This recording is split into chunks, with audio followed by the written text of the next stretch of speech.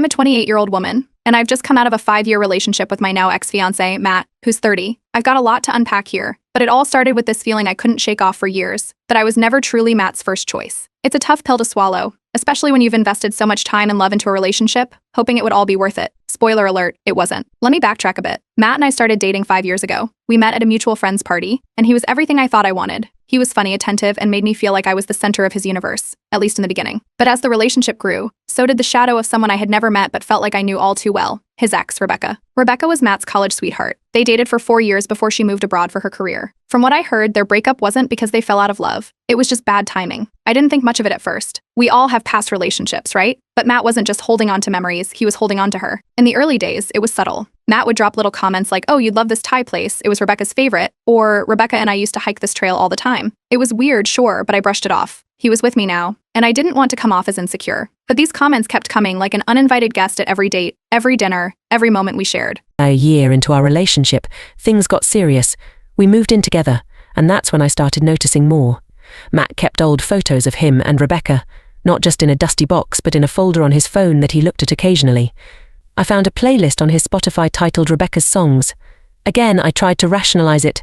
They had a history, and it's normal to remember your past, right? But something felt off, like I was sharing my relationship with a ghost I couldn't compete with. Fast forward to year 4. Matt proposed to me during a weekend getaway. It was a beautiful moment, and I said yes because I loved him. I thought this was the turning point. He chose me, and I believed it meant he was ready to leave the past behind. But I was wrong. That's when the wedding planning started, and so did the real issues. We were picking out venues, and he casually mentioned, "Rebecca would have loved this place." I laughed it off, but my chest tightened. At the florist, he pointed to the roses and said, "These were Rebecca's favorite flowers." He said it so fondly, as if he was reminiscing about a lost love. I felt invisible standing there next to him. I wanted to tell him how much it hurt, but I didn't want to seem petty or jealous. It wasn't just him, though. His friends and family talked about Rebecca like she was still part of their lives.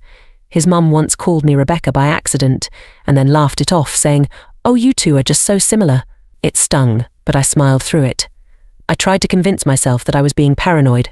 Then one day while I was tidying up, I found a letter in his desk drawer. It wasn't addressed to me. It was a letter he'd written to Rebecca but never sent. In it, he poured his heart out, saying how much he still loved her and wished things could have been different. I sat there on the floor, clutching that letter, feeling like I'd been punched in the gut. I didn't confront him about it right away. Instead, I tucked it back where I found it and pretended everything was fine. But inside, something had shattered. I confided in my best friend, Emily, about the letter and all the comparisons.